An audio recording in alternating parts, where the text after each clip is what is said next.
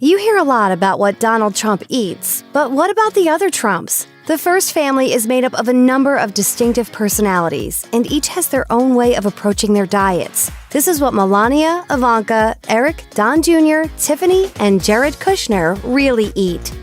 It might come as little surprise to find that Melania and Donald don't share too many eating habits. Still, the contrast between their diets is stark. In a 2012 interview with Refinery29, Melania was asked about her daily food routine, and she said, "Well, in the morning, every morning, I have a smoothie with a few ingredients and a lot of vitamins in it. It's very healthy, but today I had a bit of oatmeal and juice." Smoothie breakfasts with the occasional oatmeal treat is about as far as Melania could get from her husband's preferred way of starting the day. In fact, the president isn't a fan of breakfast at all and reportedly skips it completely on some days. If he does eat in the morning, it tends to be bacon and eggs, although he does have an affinity for Egg McMuffins.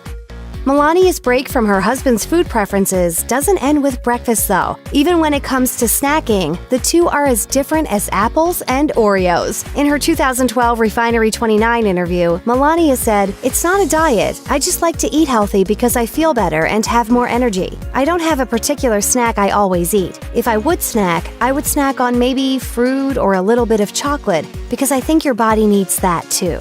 In an interview with GQ, Melania revealed that she used to eat 7 pieces of fruit a day while living in New York. Whether she keeps that number so high these days is anyone's guess. But it's a fair bet that she's doing better than her husband, who, according to Fox News, demands that Air Force One be kept regularly stocked with potato chips and cookies.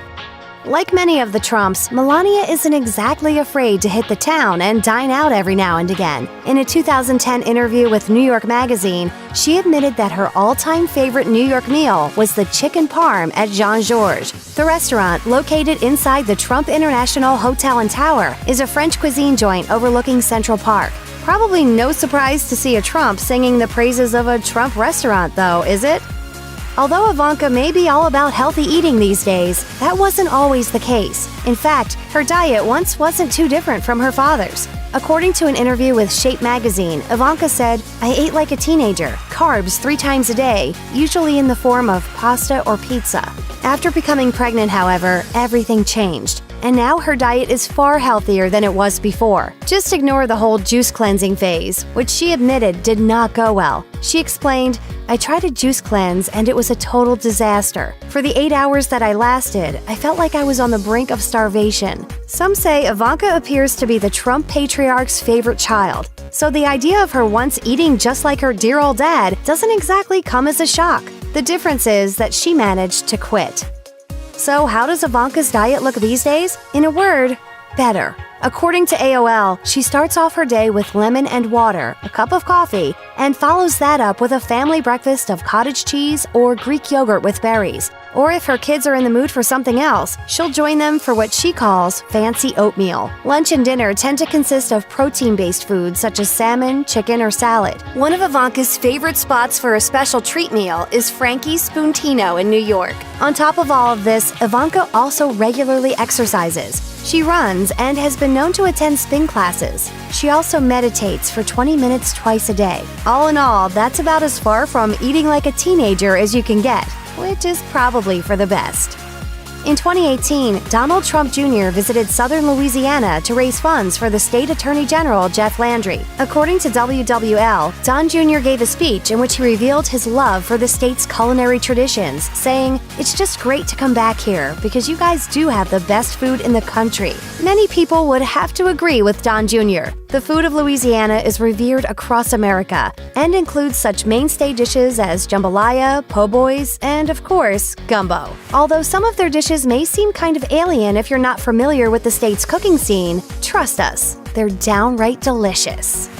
Not much else is known about Don Jr.'s actual eating habits, but he did at least make clear one thing he doesn't much care for in 2018 when he took to Instagram to make a bizarre and factually inaccurate attack on vegetables? The bacon-filled meme was captioned, "There hasn't been one single bacon recall in 2018, but there have been several vegetable recalls. Just saying." This was in reference to the recalls made by the FDA on a number of vegetable products in 2018, including several on romaine lettuce. But Don Jr.'s statement was basically entirely untrue. Numerous bacon products were recalled by the FDA in 2018, as Newsweek points out, while 30,000 pounds of sausage were recalled when it became clear that some products were at risk of containing metal fragments. We're getting the idea that Don Jr. probably isn't too bothered about fact-checking his jokey Instagram memes.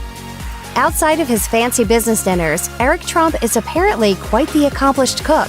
He was first inspired in the kitchen by his maternal grandmother, whose cooking was so good that the Trumps would crave her food for weeks after she left, according to the New York Daily News. Apparently, his time in the kitchen has paid off, and friends allegedly often ask that Eric cook for them rather than going out to dinner. He also used to cook for his roommates during his time at Georgetown University. The bulk of the food Eric cooks comes from the classic Slavic tradition and includes, in his words, the great Slavic meals, all laden with cream cheese and sour cream and heavy cream. Many of these dishes are a heart attack in a pot. Some of the dishes he might regularly make include borscht, which is a kind of beet soup, or breaded cauliflower, both of which were apparently specialties of his grandmother.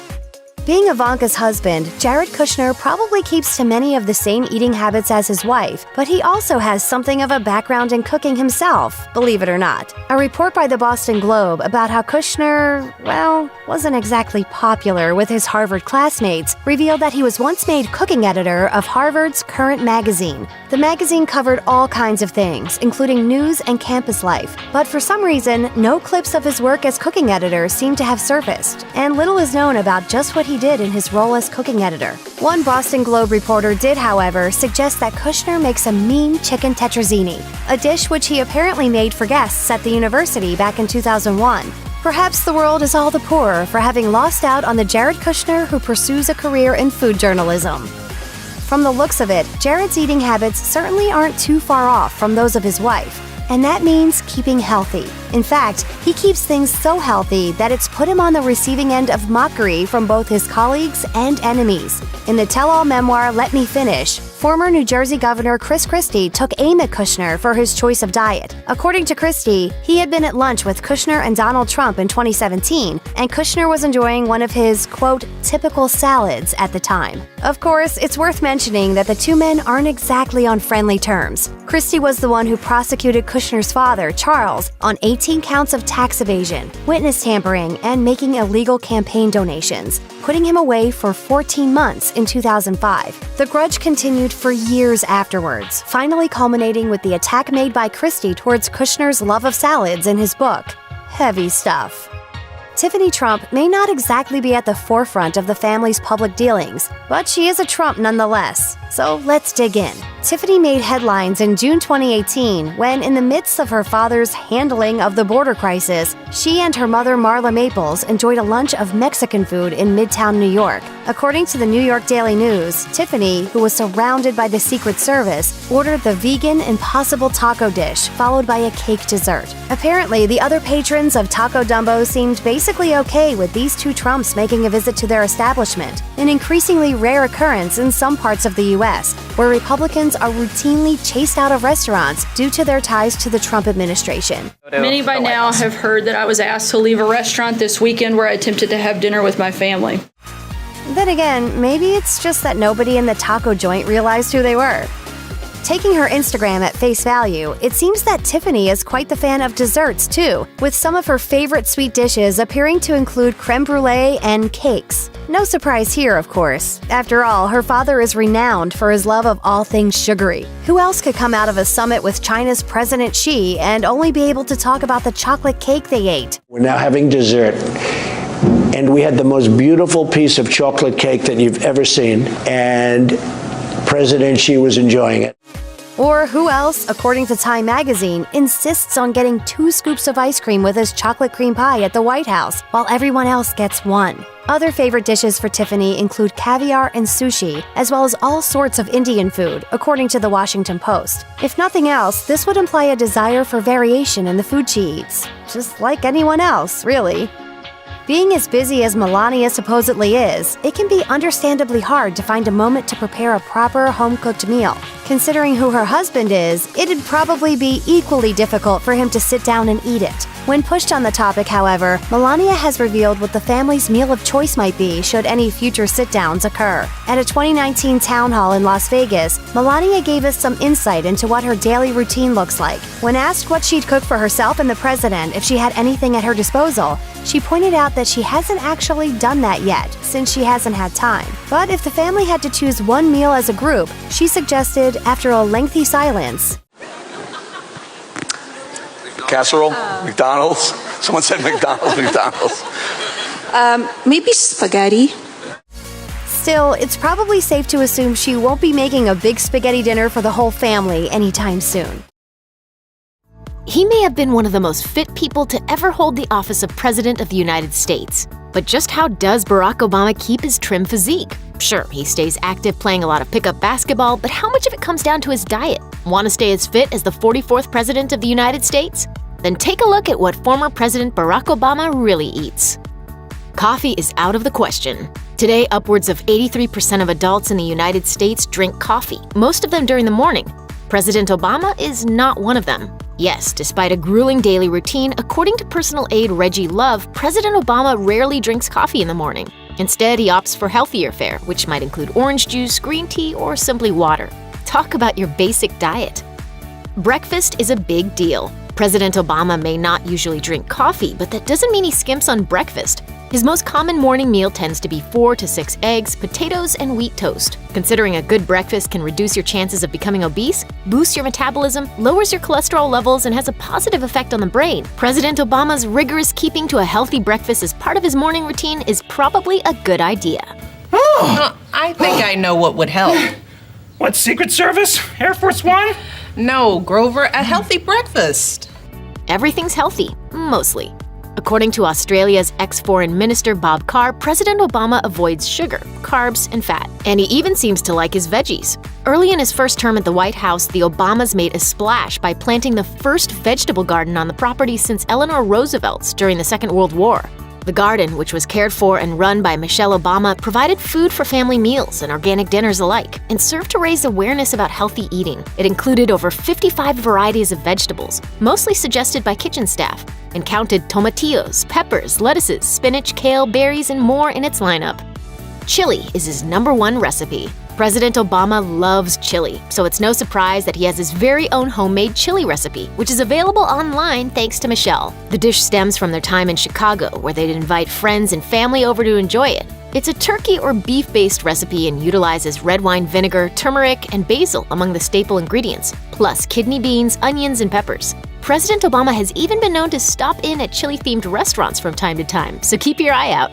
He won't say no to a burger. While health may be at the forefront of Obama's eating habits, that's not to say that he doesn't indulge in a treat every now and again. President Obama has a fondness for burgers and isn't averse to stopping at a takeout every now and again. In 2009, for example, he and VP Joe Biden took their motorcade to Ray's Hell Burger, an Arlington-based eatery known for its unusual burger toppings. And a year later, he returned with Russian President Dmitry Medvedev.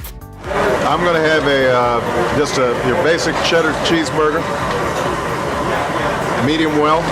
But Ray's Hell Burger was also the site of President Obama's biggest scandal, at least according to Sean Hannity, who was absolutely outraged when the president put mustard on his burger instead of ketchup. Unsurprisingly, the restaurant later closed down. Sweet tooth. During the 2008 presidential campaign, the Obamas revealed that their favorite purveyor of fine chocolates is Franz Chocolates, which operates out of Seattle. After getting some of Franz Chocolates during a campaign stop, the Obamas spread their love of the sweets to the Secret Service, and then to The View. Sounds delicious. He brews his own beer.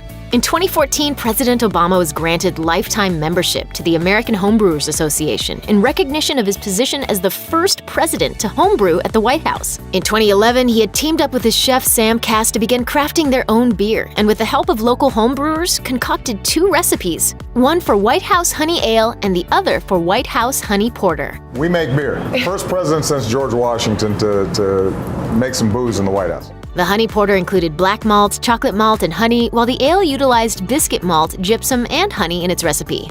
The honey that's used was particularly special, drawn from the apiary on the White House South Lawn and offering a paler and lighter honey than most.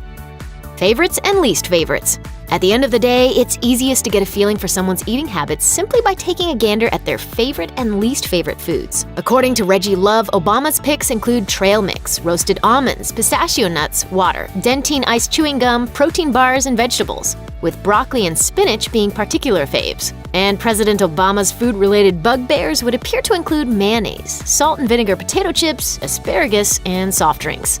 So there you have it. A lot of veggies, nuts, and water with the occasional burger and beer topped off by a nice chocolate dessert. Turns out eating like President Obama doesn't sound so bad after all.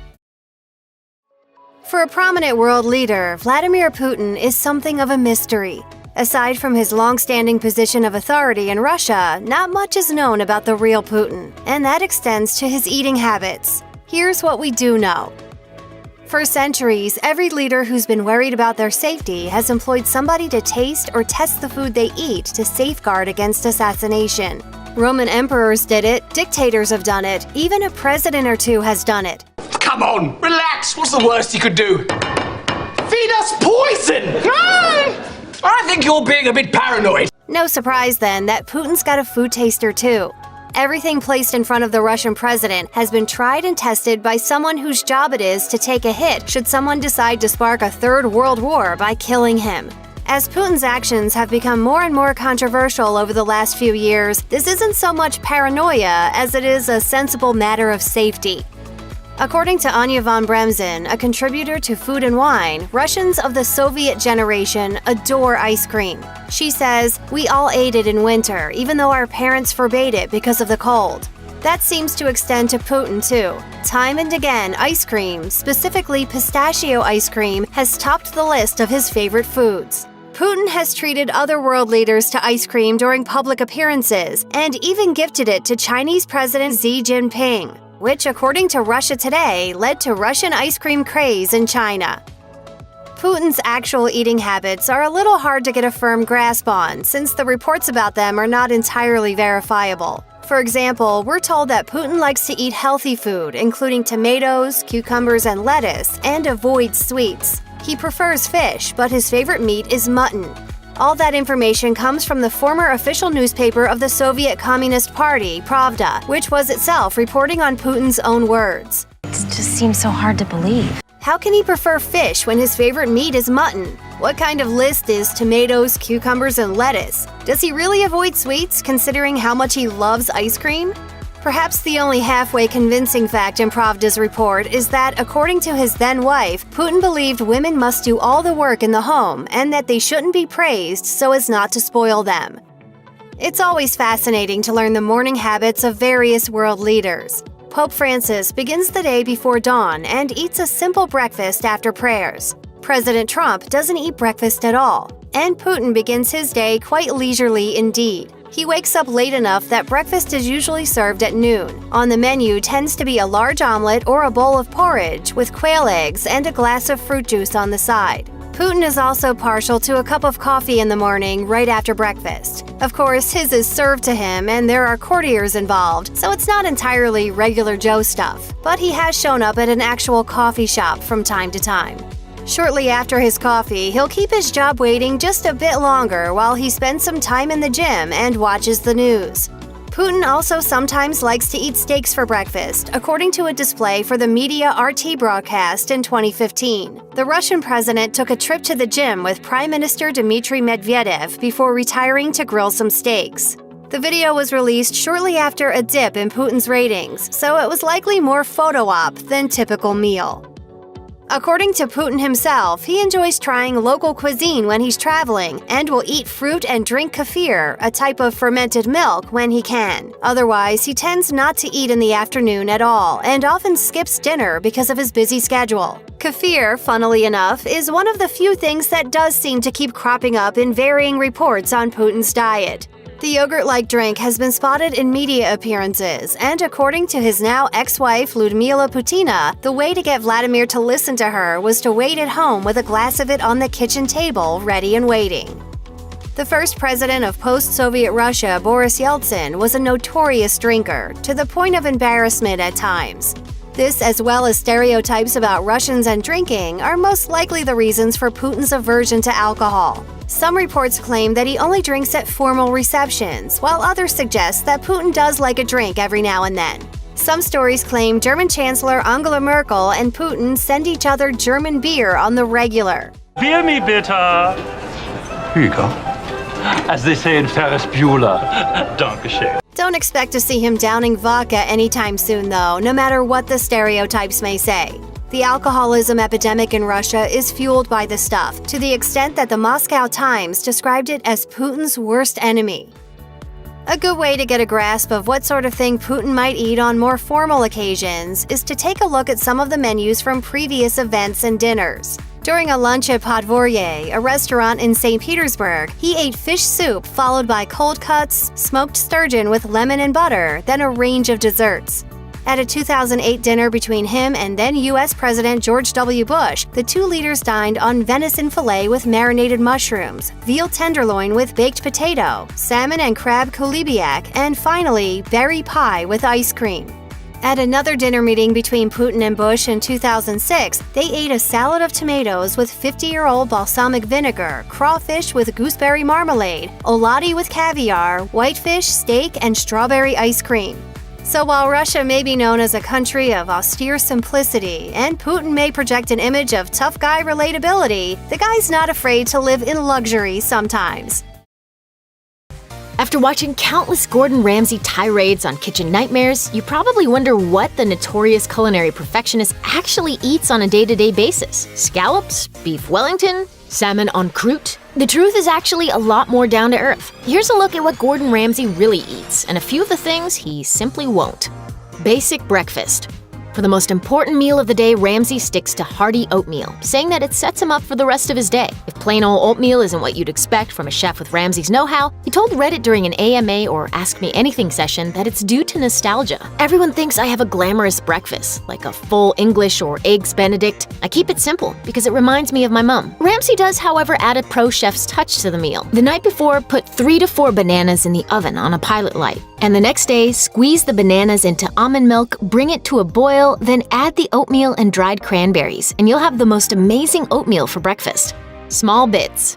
After the simple oatmeal breakfast, does Ramsay ramp things up with a full spread when it comes to lunch and dinner? Hardly. He explained in his Reddit AMA, "It's very hard for me to enjoy a full meal because I taste every 2 minutes in the kitchen. I like to keep on my toes and eat small bits, almost like in Hong Kong, 4 or 5 times a day, small bowls of food."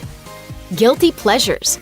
Ramsay's guilty pleasure foods range from artisanal treats to famous fast food fare. He dished to Reddit about his love for Momofuku milk bar treats created by his MasterChef co-host Christina Tosi, including her famous oat cookie-based crack pie, saying, "Honestly, I don't give a damn about that crack pie having 3,000 calories per slice. Just getting in there is incredible." For savory indulgences, Ramsay is all about a West Coast favorite. In-N-Out burgers were extraordinary. I was so bad. I sat in the restaurant, had my double cheeseburger, then minutes later, I drove back round and got the same thing again to take away. His last meal. At the end of the day, even with all the gourmet ingredients at his disposal, Chef Ramsay just wants a good home-cooked meal. You can see why that deserves to be a Great British Classic. When asked what his last meal on Earth would be, he told WebMD, "It would have to be my mum's shepherd's pie. It's the ultimate comfort food. And a hot chocolate fondant with milk ice cream for dessert." No airplane food.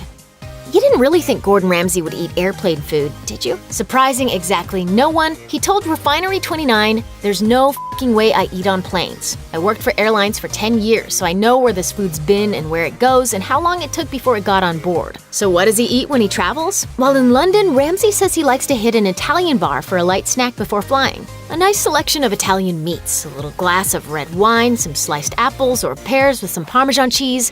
I'm like a pig in shit. His favorite libations. If there's anybody that could use a drink after a long day's work, it's Gordon Ramsay. All that screaming and yelling has got to wind a person up. But what's his drink of choice? If he's grabbing a cold one, it's a Scotch ale from Innocent Gun. Ramsay explained in his Reddit AMA why it's his go-to, saying, "It's an amazing beer that is brewed inside a smoked bourbon cask. It's got a really nice, dark, rich hoppy flavor that goes brilliantly well with burgers." Off limits. When asked during his Reddit AMA if there were any foods he won't even try, Ramsay responded, "I'll eat absolutely anything. The only thing I draw the line at is eating overcooked food. There is nothing worse than an overcooked Brussels sprout. The smell is disgusting." But the dish Ramsay is best known for despising is pineapple pizza. Ramsay made his feelings clear when an audience member suggested the pairing while he was hosting The Nightly Show in the UK. You don't put f***ing pineapple on a pizza. He was eventually forced to eat a pineapple-laden slice on camera after losing a bet, and it went about as well as you'd expect. Imagine salty, sweet, cardboard, because that's what's exactly going on in my mouth right now. Not good. If you really hate Kim Jong-Un, the North Korean leader's massively over-the-top eating habits will probably make you dislike him even more. From imported cheeses and expensive liquors to fine wines and gourmet dinners, this is what Kim Jong-un loves to eat and drink. The golden rule with Kim's eating habits is that if he likes something, he gorges on it to an almost inhuman degree. Take Emmental cheese, for example. This hole-riddled Swiss cheese is best known for its sweet aroma, fruity flavor, and iconic appearance, as well as the complicated process by which it's made. Kim loves Emmental cheese, having likely picked up a taste for it during his school days in Switzerland. In fact, he likes it so much that he had to step out of the public eye in 2014 for health reasons, which, according to the South Korean newspaper Yonhap, was an affliction of gout. Yonhap went on to report that Kim's gout was thought to be brought on by his high-calorie diet, lack of exercise, and obsession with cheese. I can ignore the cheese. Yeah, I'm sorry, just do it. North Korea's government has even been known to send representatives across the world in order to better serve the state's cheese-producing infrastructure. In 2014, Pyongyang officials visited a French dairy college in an attempt to secure more fine cheeses for their country and their leader. Sadly, they were reportedly turned down. Oh well. Sushi has been a vital part of life in North Korea's upper echelons since long before Kim came to power. Kenji Fujimoto was Kim Jong-il's long-serving personal sushi chef, and says he was Kim Jong-un's friend and playmate during their childhood and teen years. He recalls the younger Kim having an affinity for sushi made with toro, the fatty part of the tuna, which is the same cut his father loved. Fujimoto told Mail Online, "I used to make sushi for the general at least once a week, and Jong-un always joined the dinner, so I could say Jong-un likes sushi." Fujimoto had arrived in North Korea in 1982 on a one-year contract to teach sushi making to Pyongyang chefs. He then agreed to stay on for longer, quickly becoming a close confidant to Kim Jong-il. After a few run-ins with Japanese intelligence agencies, however, Fujimoto eventually fled the country. When Kim Jong-un took the country's reins in 2012, however, Fujimoto was invited back for a visit, which would imply some kind of genuine goodwill towards his father's former sushi chef. Either that, or he really liked his sushi. In a 2013 interview with GQ, Fujimoto announced his intentions to return to North Korea for good, and in 2017 he opened a sushi restaurant in Pyongyang. In 2015, shortly before his return to North Korea, Kenji Fujimoto spoke to the Daily Mail about his future leader's eating habits. Recalling his 2012 visit to the country, Fujimoto explained that he had attended a boozy, extravagant banquet at which Kim Jong-un was present, giving some insight into the kinds of delicacies Kim prefers. Among other things, shark fin soup was on the menu. Fujimoto explained, "I poked a dish of shark fin a couple of times to gesture I was enjoying it, but I was very tense and could not eat much. Shark fin soup is an East Asian delicacy and one of the most controversial dishes in the world, largely because its popularity has pushed some species of shark to the edge of extinction." The chef revealed he had also eaten Kobe steak during the banquet too, and one of the priciest varieties of beef on the planet. To qualify as Kobe, the beef must meet a strenuous list of different criteria, based on location, quality of meat, and weight restrictions. It tends to cost around $150 per pound. It's not just high-quality food that Kim enjoys gorging on. Import data released in 2017 revealed that in 2016, North Korea had imported just over $900,000 worth of Brazilian coffee into the country for its leader and his entourage. And that figure was almost 12 times greater than that reported in 2015. You know, this is, excuse me, a damn fine cup of coffee. Brazil is generally regarded as being home to some of the finest coffee in the world. Today, the country is the single largest exporter of coffee, with most of its stock shipping to Germany, the United States, Italy, Japan, and Belgium. Brazil's rich soil and hot climate make it an ideal environment in which to grow coffee, with some of the country's finest coffees coming from its southern regions. It's not known exactly which brand of coffee Kim likes to import, but some of Brazil's more expensive coffees tend to run up to $50 per pound. Other brands can cost as much as $500 per pound. Whatever Kim is drinking, though, one thing is clear: he's drinking a heck of a lot of it. Kim Jong-un is no stranger to a drink or two. In fact, he regularly imports more alcohol for his own personal use than most people will ever drink in their lives. In 2019, for example, the Dutch port of Rotterdam seized 90,000 bottles of Russian vodka, which officials believed were headed to Pyongyang. A ship belonging to a Chinese company called Costco Shipping was halted in Rotterdam on a tip from the Russian Foreign Ministry, and customs agents discovered some 3,000 cases of vodka inside. The United Nations have previously banned the export of luxury goods to North Korea, but over the previous 2 years, the country had attempted to dodge international sanctions. Allegedly, the vodka was supposed to be enjoyed by Kim and his military commanders. And although the shipment didn't quite make it to Pyongyang, it's likely that many more reached the shores of North Korea on a regular basis. Not just the bubbly of choice for French connoisseurs, movie stars, and yacht enthusiasts, champagne is also a favorite among planet Earth's worst despots. Kim Jong-Un, of course, is no exception. During his sit-down with the Daily Mail, Kenji Fujimoto revealed that Kim's love of fancy booze has probably contributed to his ever-expanding waistline. Fujimoto told the website, "He drank a lot. His favorite was Cristal, usually about 2 bottles in a sitting." Produced by the Louis Roederer estate, Cristal was created in 1876, at the behest of Tsar Alexander II of Russia. Described by the estate as a remarkably balanced and refined champagne, Cristal is known for its silky texture and fruity aromas. Perhaps more importantly, however, it is also ludicrously expensive. Bottles regularly sell for well over $100, with some larger formats going for upwards of $11,000. Considering the name Cristal is practically synonymous with a lavish, extravagant lifestyle, it's not surprising that Kim enjoys it so much. Under Kim Jong-il, North Korea allegedly spent around $1 million every year on Hennessy, a brand of French cognac which costs about $630 per bottle in North Korea. For what it's worth, that's more than most North Koreans make in a year. Kim the Elder had often been spotted drinking Hennessy at meetings and summits with world leaders, and it's very likely that the apple hasn't fallen far from the tree. At the very least, it's not hard to imagine there's still a little of Kim Jong-il's Hennessy stash left lying around. Hennessy is one of the world's finest and largest cognac producers. Established in 1765, the estate's product has been enjoyed by such historical figures as King George IV and Tsar Alexander I, and has been drunk all across the world. Exactly how much Hennessy Kim consumes on a daily basis is unclear, but the amount the country spends on importing it would imply they bring in thousands of bottles every year. Even accounting for his military attaché, his entourage, and his personal friends, that's a whole lot of cognac. According to Kenji Fujimoto, Kim has a particular penchant for French wine, and once boasted about drinking 10 bottles of Bordeaux in a single night. Although this claim did come from a man who insists he started driving at the age of 3, so you can probably take it with a grain of salt. Considering Bordeaux could mean any number of different wines, it's hard to gauge how much money this would cost. A bottle of Bordeaux could easily sell for no more than a few dollars. Equally, however, it could also fetch thousands of dollars. It just depends on which wine estate produced it, and when. But let's face it, Kim probably didn't go for the cheap stuff. As for the 10 bottles in one sitting claim, well, a bottle of red wine tends to contain around 5 glasses, meaning on that fateful night, Kim would have had drunk around 50 standard-sized drinks. For what it's worth, drinking only 5 glasses every week can knock years off your life. The exact health effects on a human who manages to drink 50 glasses of wine in one go aren't particularly well known, however, largely because it'd be basically impossible to do that without passing out.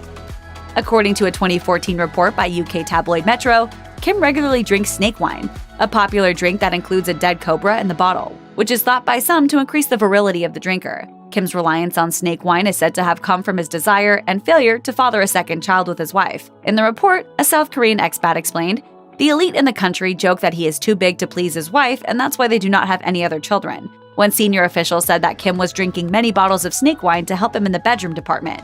Snake wine is popular all across South China and Southeast Asia. Its makers usually put one large snake inside each bottle and throw in a number of different roots, berries, and herbs for flavor or medicinal effect. The flavor is said to be earthy and similar to rice wine with a protein finish, like a fishy chicken. Occasionally, the snake is drowned in the alcohol during the winemaking process, leading to the occasional incident in which half-living snakes have leapt out of the bottle and attacked the drinker. Snakes. Why did it have to be snakes? As a state leader, Kim often finds himself attending lavish dinners, banquets, and other similar events. Unsurprisingly, the menus at such events tend to be chock full of hot cuisine and gourmet dishes. Take Kim's Hanoi summit with Donald Trump in February 2019, for example. The menu was originally set to include Hanoi-style spring rolls, grilled cod chaka, and shredded mango salad with scallops. On that particular occasion, the menu actually became subjected to something of a last-minute rewrite. In the end, Kim was served shrimp cocktail with Thousand Island dressing, grilled sirloin with pear kimchi, and chocolate lava cake with fresh berries and vanilla ice cream for dessert. The exact reason for the change in menu wasn't given, but it's probably no coincidence that those foods are the exact type of thing you tend to find on the menu at Trump's own hotels and restaurants. Kim attended another dinner in 2018, this time with South Korean President Moon Jae-in. In the peace house that stands in the Korean demilitarized zone's so-called Truce Village of Panmunjom, Kim and Moon dined on a number of extravagant dishes. This included chilled octopus garnished with citrus soy sauce, Korean beef with vegetables, and parcels of sea cucumber, cod, and beef. The dinner was also rife with symbolism, with ingredients sourced from locations with personal value to the two leaders, surprise miniature maps of a unified Korea, and frequent acknowledgments of both countries' culinary traditions. Did it work? Well, the North Korean leader Kim Jong-Un says the world will soon get a glimpse of what he called a new strategic weapon. Of course, though tensions between North and South Korea tend to run high, often risking the deaths of tens of thousands of people, the citizens of each country can rest assured their leaders are eating like kings. Not that that's necessarily comforting.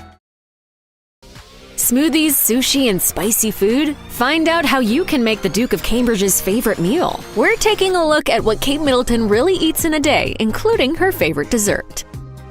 Kate Middleton obviously needs a lot of energy to keep up with her hectic schedule, which is likely what inspires her to have a nutritious breakfast. Hello reveals that while her kids dine on cereal with apples in the morning, Middleton herself prefers a hearty bowl of porridge. When the Duchess wants an extra power boost, however, she's got another secret weapon in her breakfast arsenal, a super green smoothie made with spirulina. As the Daily Mail reports, her smoothies are packed with kale, spinach, romaine lettuce, cilantro, blueberries, and matcha powder. One of Hello's lifestyle writers drank Middleton's famed smoothie every day for a full month, and she found that she did have plenty of energy and great skin.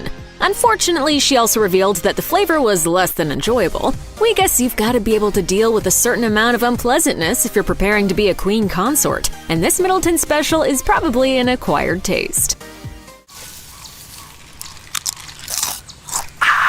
Between meals, Middleton sometimes snacks on quick, nutrient-filled bites. Rather than reaching for a candy bar or a bag of chips, she instead favors fruits and vegetables. My London says she's a big fan of vitamin-rich goji berries, adding that she also enjoys olives, a love she has passed on to her daughter, Princess Charlotte. On a more eventful day, such as when an entertaining outing is involved, Middleton is a fan of popcorn. Hello published a photo of the Duke and Duchess of Cambridge sitting courtside at a Brooklyn Nets game in 2014, sharing a box of popcorn. She appeared to be carefully picking out the most perfectly popped kernels for a satisfying mid-game bite, to which we can certainly relate.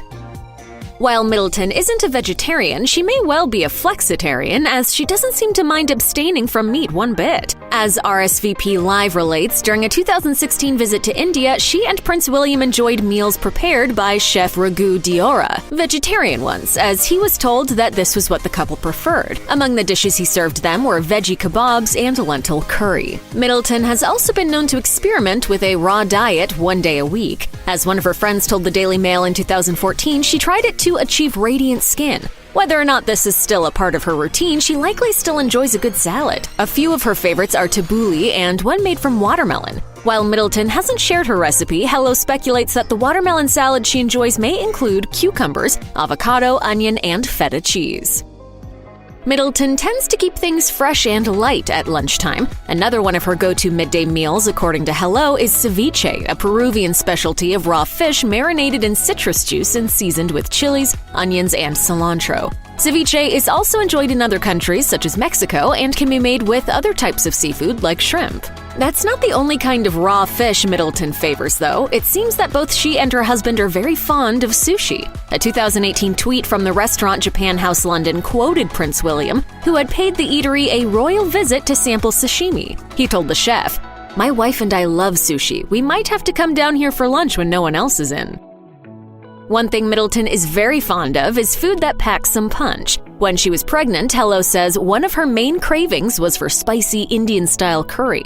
She enjoyed similar dishes on a visit to India and has also cooked them at home. Her husband, however, isn't such a fan of spicy foods. Middleton isn't the only one in her family who enjoys a chili-spiked curry. In 2019, the Daily Mail's Royals reporter tweeted that a certain little princess, Charlotte to be exact, just 4 years old at the time, was already developing an appreciation for these spicier things in life.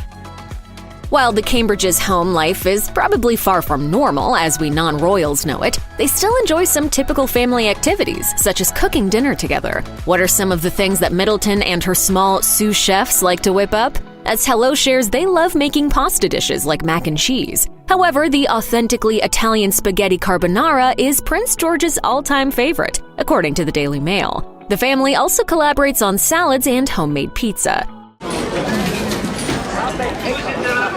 I'm in love. Vanity Fair adds that Middleton hasn't forgotten how to make her husband's favorite dish either. He's quite partial to roast chicken, and this is something she's been cooking for him since the couple were newlyweds. Her go-to chicken recipe may be one that former royal chef Darren McGrady shared with Princes William and Harry, as well as their own mom, Princess Diana.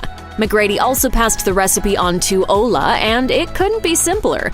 Coat a whole roasting bird with salt, then bake on a rack at 425 degrees Fahrenheit for an hour. Voila! A meal fit for a duke.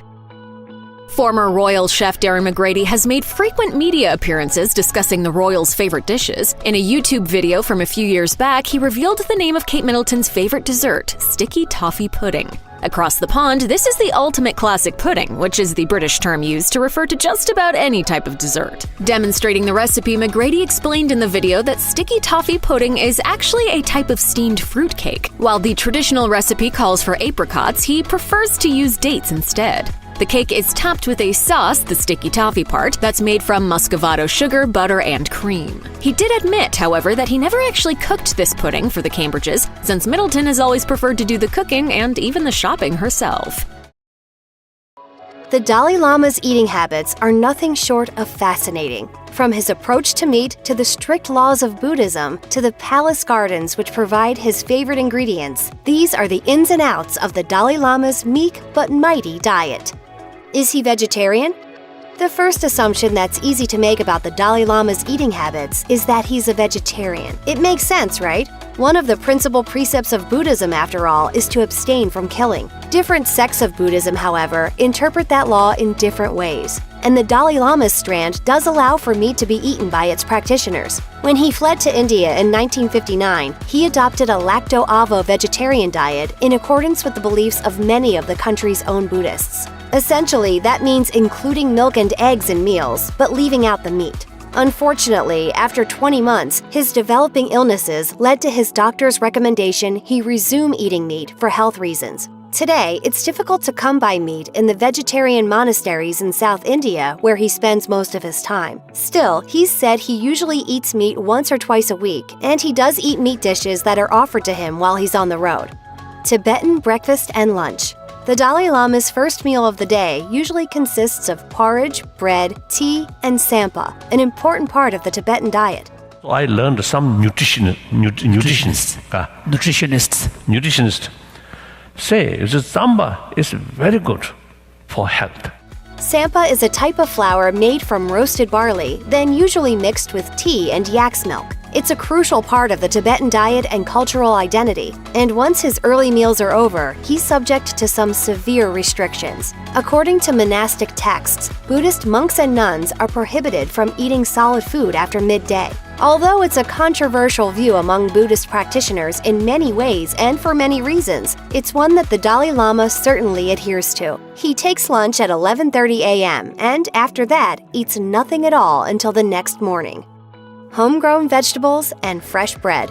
The Potala Palace in Lhasa was the Dalai Lama's home during his life in Tibet prior to the 1959 rebellion. Many types of traditional Buddhist and Tibetan breads were baked in the palace's kitchens, and there were also a number of greenhouses which provided fresh vegetables throughout the year. That meant the Dalai Lama had fresh veg for most meals, including cauliflower, bitter melon, spinach, tomatoes, and daikon. Although the Dalai Lama now lives in Dharamshala in India, it's likely that he still enjoys many of the same foods and dishes that he used to eat in Tibet. Oodles of noodles.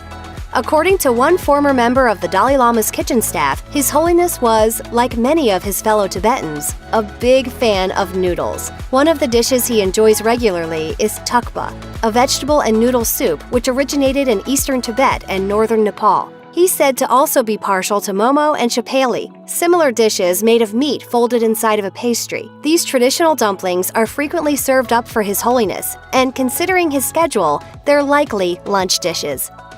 Mare's milk. It probably comes as no surprise to find that the Dalai Lama doesn't drink alcohol. His aversion to alcohol doesn't just stop with himself, however. In 2017, he told John Oliver that he managed to cure the entire nation of Mongolia of alcoholism in the 90s by encouraging them to drink something completely different. Wait, hold on. Horse milk. Wait, you tried to wean them off vodka by giving them horse milk? Oh, yes. They follow. For the Dalai Lama, though, it's a clear case of simple abstinence, whether we're talking vodka or fermented mare's milk. Yak tea. Although the Dalai Lama is unable to eat after midday, liquids are not off limits for the rest of the day. Around 5 p.m. every day, he sits down for evening tea. Like many Eastern Asian countries, tea is a pretty big part of Tibetan life, and one specialty the country enjoys is yak butter tea. It's made by brewing dark tea with salt before adding yak butter and milk. The finished product is creamy, fatty, and nutty, and it's likely one of the types of tea that the Dalai Lama will enjoy in the evening. After tea, His Holiness spends a couple of hours praying and meditating before retiring to his quarters to get some sleep. Then he wakes up a few hours later to do the whole thing again. In all honesty, we've been keeping an eye on what President Biden's been eating, and we couldn't help but notice this man is an eating machine. We're talking fast food, ice cream, and lumberjack breakfasts. But don't take our word for it. See for yourself what Joe Biden really eats. My name is Joe Biden, and I love ice cream. It's no secret that Joe Biden is an ice cream enthusiast. You all think I'm kidding, I'm not. I eat more ice cream than the 3 other people you'd like to be with, all at once. In fact, according to Columbus Monthly, the Biden campaign spent $12,546 on Jenny's Splendid ice cream in 1 year. Of course, not all of that was consumed by Biden alone. It appears the campaign sent quite a few 6-packs of Jenny's pints to campaign backers, and presumably kept some on hand for the enjoyment of campaign staffers. But when you consider that the $12,546 doesn't reflect any ice cream that was in Jenny's, it's pretty clear that Biden's love of ice cream is real. So real, in fact, that Jenny's created an ice cream inspired by Biden's favorite flavor, chocolate chip. And that's not even the first time Biden has had an ice cream created in his honor. Back in 2017, when Biden gave the commencement speech at Cornell University, the Cornell Dairy created the flavor Big Red White and Biden, according to PBS. Although Joe Biden identifies as an ice cream guy, he seems more than happy to enjoy any number of treats. As Columbus Monthly noted, if it is creamy and frosty and sweet, Joe Biden is all about it. Indeed, he's been known to stop everything just to grab a milkshake, which is precisely what he did after his North Carolina drive-in rally, according to Business Insider. And on occasion, he's been seen indulging in frozen custard, as he did in 2012. While on a visit to Winston-Salem in North Carolina to highlight the Obama administration's efforts to bring manufacturing jobs back to America, Joe Biden dug into a double dip of Wolfie's frozen custard, according to the Winston-Salem Journal. But as loyal as Joe Biden is to ice cream and related creamy frozen treats, it would be unfair to the other desserts, not to mention the other sweets Biden partakes in now and then. According to his food diary from his 2012 vice presidential campaign, Biden's desserts of choice have included cookies, rice pudding, peach pie, custard pie, cheesecake, coconut cream pie, and an unidentified strawberry treat, to name just a few. In 2016, Joe Biden told Us Weekly that his favorite meal was pasta, since apparently ice cream isn't a meal. Ice cream is big. Pasta with red sauce, he can go deep on that. And while our 46th president has been known to chow down on spaghetti with marinara sauce, his flat-out favorite pasta dish is a slightly different variation on the pasta with red sauce theme, angel hair pomodoro. Via The Week, Biden's devotion to angel hair pomodoro runs so deep that he has been known to go a bit rock star about it when he's on tour, which is to say that in the same way that Beyoncé demands almonds and oatcakes backstage, Joe Biden demands angel hair pomodoro. And like many a rock star who has their food preferences written into their concert contracts, Biden has his written right into his speaking engagement contracts. For one thing, Biden enjoys classic red sauce-style Italian-American food. For another, his wife, Dr. Jill Biden, is very big on Italian cooking, according to Delaware Online. And while Biden alone won't likely make a dent in Italian food sales, the President of the United States is always an influence on the nation's eating habits via Penn State University's news. Given Joe Biden's appreciation for red sauce Italian food, it shouldn't be surprising that his campaign trail tends to include multiple stops for pizza and at least one stop at Ohio's Naples Spaghetti House for their famous chicken parm, according to the Washington Examiner. But thanks to Parade magazine's interview with his wife, we now understand how that chicken parm might have been particularly comforting to him while on the road. Apparently, one of Dr. Biden's mantras is, "Food is love." When the Bidens were first married and she became a stepmom, she made sure to provide both security and love. And part of that was through cooking and baking for Hunter and Beau. One of the family's longtime favorite dishes is a version of chicken parmesan that Dr. Biden calls Parmesan chicken, which she serves with rigatoni and green salad. Sure, President Biden eats what can only be called an ungodly amount of junk food via Washington Examiner. However, it's not like he never eats anything healthy. Biden's campaign food diary has him eating salad not once, but 3 whole times. Granted, one of them was a tuna salad, which may or may not have any vegetables at all, but one can always hope that the deli served that tuna salad to Mr. Biden on a bed of lettuce at the very least. The campaign food diary also reveals that in Virginia, Biden dined on a mini chopped salad with avocado. Then there's the side salad that his wife traditionally serves with her signature Parmesan chicken, via Parade magazine, and the vegetable soup Joe carried out from Iowa. Nor should we forget about the caprese salad that his speaking engagement contract requires to be served with his angel hair pomodoro and raspberry sorbet via The Week.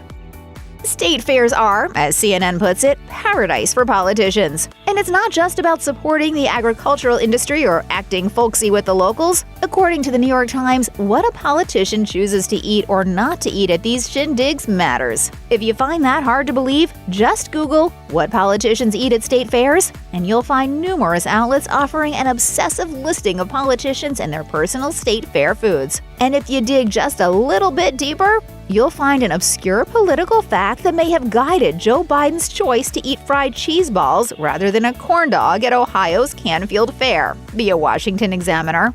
Ready? Here goes. According to Eater, no presidential candidate except for Barack Obama has ever politically survived the eating of a corn dog. And apparently, our 46th president was not willing to take any chances in Ohio. Like state fairs, fast food restaurants are big political business, according to Eater, which performed a statistical analysis of which politicians are indirectly benefiting most from fast food profits. As it turns out, no CEO of any major fast food company donated to either Trump or Biden, but fast food employees donate more money to Republicans than to Democrats. It appears that President Biden is not taking it personally. Either that or his love of fast food is just too big for him to quit. Among the fast food joints that Biden enjoys is Dairy Queen, which, according to a tweet by Senator Chris Murphy, represents nothing short of a brilliant political choice. In response to a video Biden tweeted flipping a blizzard upside down, the Connecticut senator tweeted, "His recognition of Dairy Queen's greatness is reason enough to make him president." There's also Whataburger, to which Biden gave a shout-out at the Dallas rally when a Texas representative officially endorsed Biden's presidential candidacy in early 2020 via CNN. As the event came to a close, Biden exclaimed, "I'm going to Whataburger right now." Although members of the audience thought he might be kidding, he most certainly was not.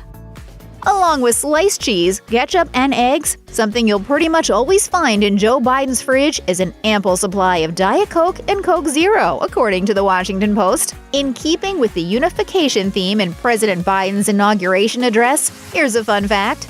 An appreciation for Diet Coke is something that President Biden shares with his predecessor, former President Donald Trump. So deep is Trump's devotion to the diet soft drink that he had a special red button installed on his desk in the Oval Office, which would alert his staff to bring him a Diet Coke stat. This is a very ominous looking because of the red button.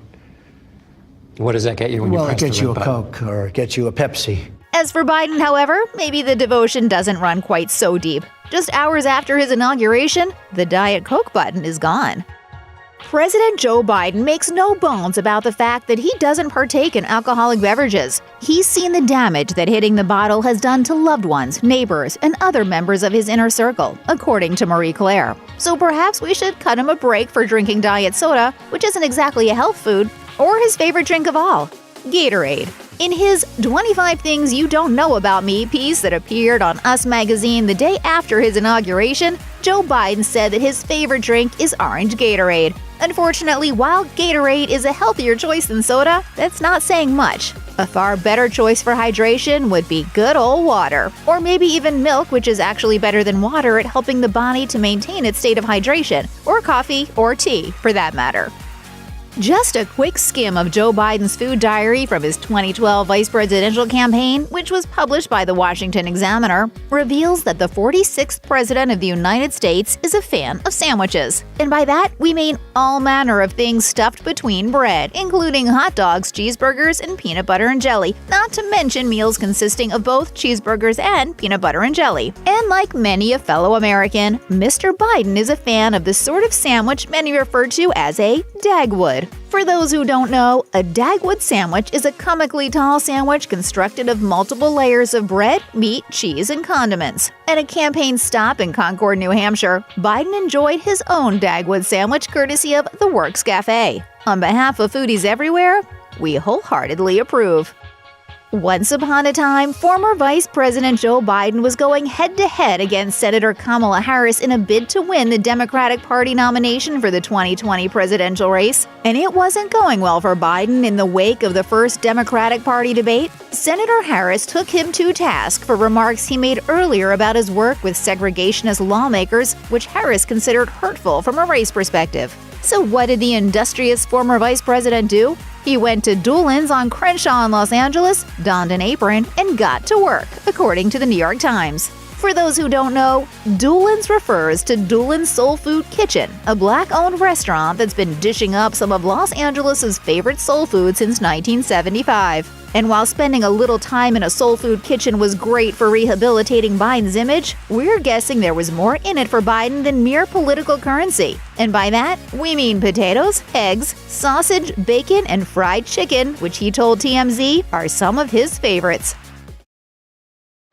Kamala Harris has always been a very busy woman. California senator, former presidential candidate, and now Joe Biden's vice president. She will go down in history as the first woman, not to mention the second person of color, and the first one of mixed Asian descent to occupy one of the top positions in the White House. However, when Harris isn't busy working for the public good, one of her favorite hobbies is cooking. Harris learned to cook as a child, and her earliest specialty was scrambled eggs topped with cut-out cheese smiley faces. It goes without saying that Harris has moved far beyond such easy fare now, regularly bookmarking recipes from the New York Times cooking section and working her way through Alice Waters' The Art of Simple Food. One of Harris's favorite dinners is roast chicken, which she told Glamour can last for 3 meals. After seasoning the chicken, she trusses it and lets the bird sit for at least 24 hours in the fridge, as she says this results in crispier skin. She rubs the chicken with oil or butter and slow roasts it for a few hours. Harris then makes a sauce of the drippings and serves the sauced-up chicken for dinner. Leftovers get repurposed as chicken salad for a second meal. But the frugal Harris isn't done with that chicken yet. The carcass goes into a pot of water with carrots, celery, bay leaf, peppercorns, and maybe some fresh parsley, and it simmers on the stovetop for about 4 hours or so. Strained, it makes what Harris calls the most amazing chicken broth. Occasionally, there have been times when Harris's food choices and her politics come into conflict, but she is honest enough to admit it and tries to do the right thing despite her personal preferences. Harris spoke at a climate change town hall meeting in September 2019, where she made a dietary confession. I love cheeseburgers from time to time, right? I mean, I just do. However, she went on to say that we, as a nation, must commit to establishing healthier eating habits. While she isn't advocating a vegan diet for everyone, herself included, Harris does say we need to learn moderation. She also reminds everyone that reducing our red meat consumption isn't something we must do for the good of our arteries alone, but for the sake of the planet. Of course, Harris isn't the only politician who makes news for her food choices. When fellow Senator Mark Warner, a veteran Democrat from Virginia, decided to share a video that showed him making a tuna melt, Harris was shocked at his substandard technique. For starters, he made the rookie mistake of using way too much mayo in his tuna salad. And he didn't even drain the tuna, making his salad a watery mess. What's more, he committed the ultimate cooking sin of renouncing pan grilling in favor of microwaving his sandwich. In response to this caught-on video sandwich disaster, the two released a video later that same day in which she schooled him on the art of a well-constructed tuna melt. Warner seemed a bit skeptical at some of her inclusions, particularly mustard, but he accepted the tutorial in good spirits and even asked for her advice on his next project, a bologna sandwich. In addition to cooking with fellow politicians and celebrity chefs, Harris has shared kitchen time with some of her supporters. On a trip to Iowa, Harris visited a 17-year-old who may be one of her biggest fans. Together, the two baked up a batch of cookies from a recipe passed down from the girl's grandmother, supersized monster cookies. According to a video Harris posted, these flourless cookies contain peanut butter, oatmeal, and M&Ms. And they seem to taste pretty amazing too. Through the years, Harris has also made some famous friends. Mindy Kaling may be one of the nation's best-known Indian American celebrities, and Kamala Harris is one of the most prominent Americans of Indian descent in the realm of politics. When the two of them got together last year at Kaling's place, it was only natural for the two of them to bond over preparing an Indian dish, masala dosa. This traditional South Indian food involves a two-step process. First, Kaling and Harris made the dosas, which are pancakes made of rice, black lentils, and chickpeas. And then they stuffed these with a spicy filling made of potatoes, onions, and peas. When they finished cooking and started to eat, Kaling said she would only give the dish a hard B-, but Harris thought Kaling should give herself more credit. I was nervous cooking in front of you. But you shouldn't be. You're such a good cook. Kaling then offered to cook a meal for Harris in the White House, which is something we'd all love to see. Tom Brady is a superstar quarterback with a fistful of Super Bowl rings and an equally famous supermodel wife, Gisele Bündchen. And while you may think that Tom Brady's supersized success is due to his hitting the DNA jackpot, the truth is Tom follows a strict fitness regimen he's developed with his controversial life and wellness coach Alex Guerrero. Tom's even got a book about his lifestyle. The TB12 method details Tom's personal philosophies, which he credits to his success on and off the football field. A major part of that is what he eats. So here's a look at what the dinner table looks like in the Brady household. The starting lineup. In addition to working in top restaurants and hotels in Boston and Miami, Tom's private chef, Alan Campbell, studied plant-based nutrition and serves Tom and family an 80% plant-based diet focused on vegetables, whole grains, and beans. The remaining 20% is rounded out with small portions of lean meats like grass-fed steak, duck, chicken, and wild-caught salmon. Campbell told Boston.com, "My philosophy is that a plant-based diet has the power to reverse and prevent disease. It was just such a great match between what they wanted and my philosophy. But not just any old fruits, grains, and vegetables are going to do for the Brady clan. They have their own garden for most fruits and vegetables." Chef Campbell also makes sure everything he purchases comes from farmers markets or high-end groceries, and that the products are organic and free of GMOs. On the bench. As you might imagine with such a strict diet, there are a lot of things Tom, Gisele, and the kids won't eat. The first group on that long list is processed foods, particularly anything that's full of added sugars like soda. The fact that they can sell that, to kids, that's poison for kids. But they keep doing it. And it's not just processed foods and added sugars that Tom avoids. In fact, there are a number of seemingly healthy vegetables that Tom won't eat as well, like eggplant, peppers, white potatoes, and even tomatoes. He believes that anything in the nightshade family of plants will cause inflammation in the body, though science disagrees. He also won't eat any foods containing gluten, so traditional breads, pastas, and muffins are off the table, except for special occasions. Another food group that makes the naughty list in the Brady household? Dairy products. In his book, Brady writes that the milk industry relied on heavy advertising in the last few decades to push its way into American households, and he even helped by appearing in a Got Milk campaign ad from 2002. Today, he contends that dairy isn't all it's cracked up to be, writing, "Our belief at TB12 is that dairy products are high in calories and lower in nutritional value than other foods." In other words, he seems to believe it doesn't do a body good. Oh yeah. Instead, he drinks dozens of cups of water a day with added electrolytes in each serving. No wildcat formation. Tom's strict dietary regimen isn't just about eating one food and avoiding another. Equally important to his nutrition philosophy is the idea that certain foods should not be combined with others. In Tom's world, meats and starchy carbs like rice should never be eaten together, but instead both eaten when combined with vegetables. And when it comes to fruits, Tom believes it's best to not combine them with anything at all. While he may sometimes blend some fruits with nuts or seeds in a pre-workout smoothie, he believes it's best to eat fruits all by themselves. He also champions the idea of eating a diet comprised of mostly alkalizing foods, which Tom believes will positively affect the pH balance of his body. That includes most fruits, nuts, seeds, legumes, and veggies. While some might consider Tom's diet rabbit-like, he manages to stay full by always eating within 20 minutes of a workout and sneaking in some snacks between meals. If he isn't munching on fruit, his snacks may include guacamole, hummus, and raw veggies. If he gets a late-night hankering, he enjoys a cup of bone broth. But everything in balance, that's what I think. Design play. Brady Chef says he loves serving the Brady family meals in bowls and described a quinoa dish with wilted greens he'd served recently by saying, "I use kale or Swiss chard or beet greens. I add garlic, toasted in coconut oil, and then some toasted almonds or this cashew sauce with lime curry, lemongrass, and a little bit of ginger. That's just comfort food for them." Also on the menu, vegetable maki with brown rice, lentil and buckwheat footballs, and fruit and spirulina roll-ups for the kids. Chef Campbell does tend to steer away from MSG and olive oil, but he is okay with raw olive oil once in a while. Instead, he usually cooks with coconut oil and chooses Himalayan pink salt over iodized salt every time. Tom knows that his diet may seem particularly limiting to some folks because most people are accustomed to white or pale-looking foods that, quote, don't exist in nature. I mean, I eat pretty well, and I think my kids do too. We're very fortunate to be able to do that. But for himself and his family and his personal chef on call, it just feels unnatural to eat any other way. Martha Stewart is a living legend who beckons us with her mouth-watering recipes. But what about when there are no cameras around? Does she secretly stuff her face with greasy fast food and glazed donuts? Or does she eat exactly like we'd expect Martha Stewart to eat? Let's find out. When it comes to green juice, Martha Stewart is very serious. Describing her morning ritual, she's made it clear just how important it is to her. I start the day off with it every single day. If I don't have it, I miss it.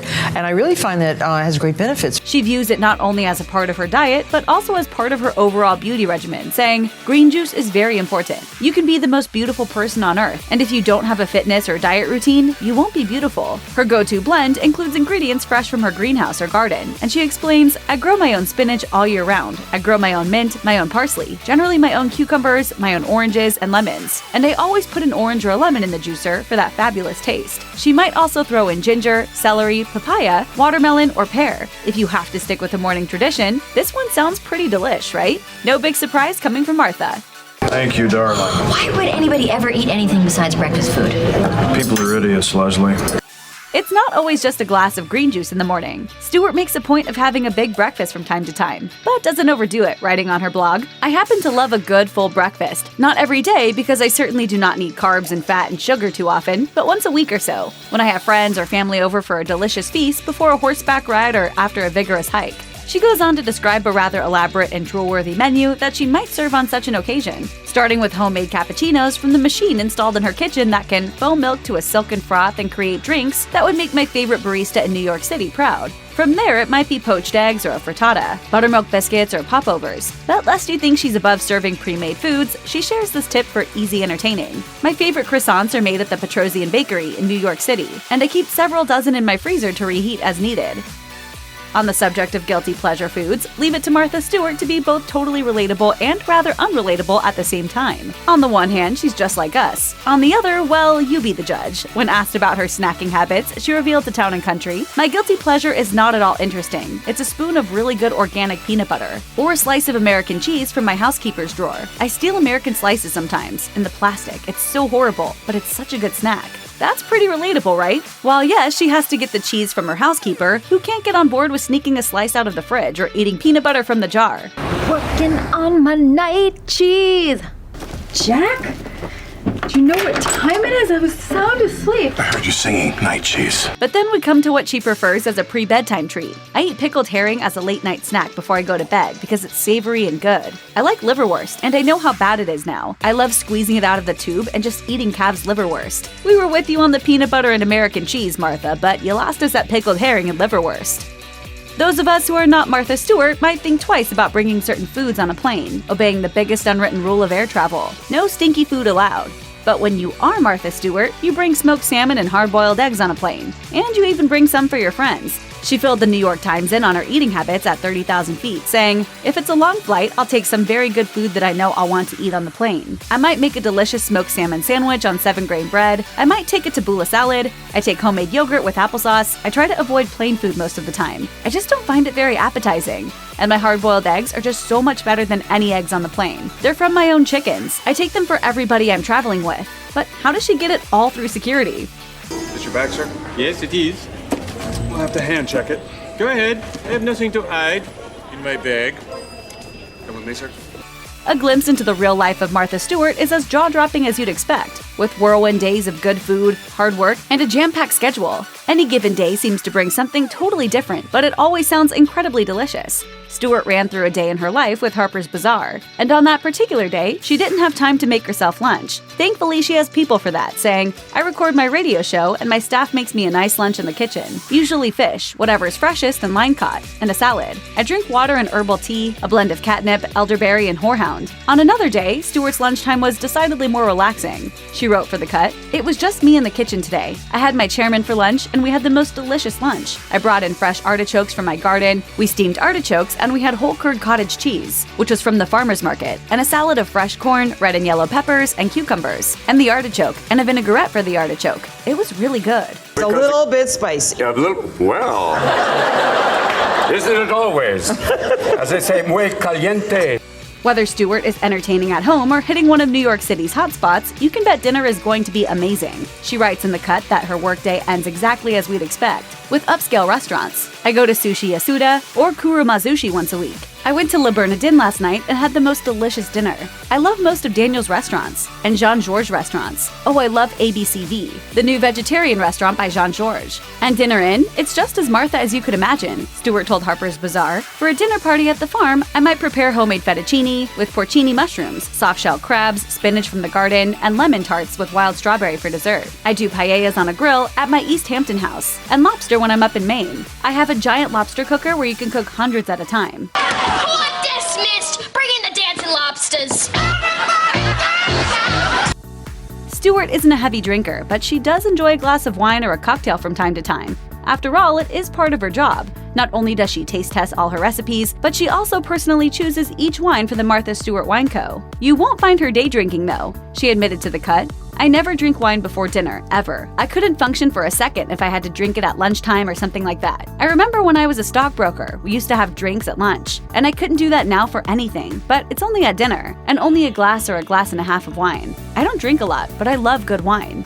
Okay, cup of bourbon. That's 2 cups. That's 2? Is it really? So I'll do... Dump it in. All right, thank you. When you bake as much as Stewart does, you're bound to indulge, and that's perfectly fine with her, as long as there's a balance. She explains her way of thinking in her book Clean Slate, saying, "I've always tried to eat healthy. I grow just about everything I eat. I'm not a fanatic about it at all. Everyone is going to eat a piece of cake now and then. I don't believe in cutting out any food entirely like butter, sugar, or cream. I just eat less of those favorite foods if I'm watching my weight." How is this a child-sized soda? Well, it's roughly the size of a 2-year-old child if the child were liquefied. It's a real bargain at $1.59. One way she keeps her sugar habit, which she admits is her biggest indulgence, in check is by only eating it in dessert, writing on her blog, "I probably eat more sugar than I should, though I only eat it in desserts. I made blueberry crisp recently, but I used blueberries I grew myself." So what we're understanding here is that homegrown blueberries basically make dessert a health food? If there's one thing Martha Stewart loves, it's a good cup of tea. Stewart has been a fan of this aromatic drink since her childhood. And in an interview with Epicurious, she said that even growing up, she always drank her tea with a bit of lemon. She likes several types of tea, but what does she love? She was pretty partial to a tea served at her now-closed Martha Stewart's cafe. She told Eater, "My favorite tea of all is our breakfast blend here at the cafe. This tea is very similar to the one I found at Fortnum & Mason. They're famous for their tea, but they have one tea called Fort Mason. It's a black tea with a little bit of lemon that you barely know is there. I'm always trying tea." She added that she also loves matcha, buying the expensive tea in Japan, and in case you're wondering, she doesn't like it sweet. She says it's because she doesn't drink sugar. Martha Stewart loves a good cappuccino. Her love for the creamy caffeinated drink started during her first visit to Rome when she was just 19. She told Epicurious about the visit, saying, "I ordered a cappuccino, and it was the best thing I'd ever tasted. I was hooked." Well, if no one's gonna drink this, maybe I'll just... Ugh, that's terrible. That's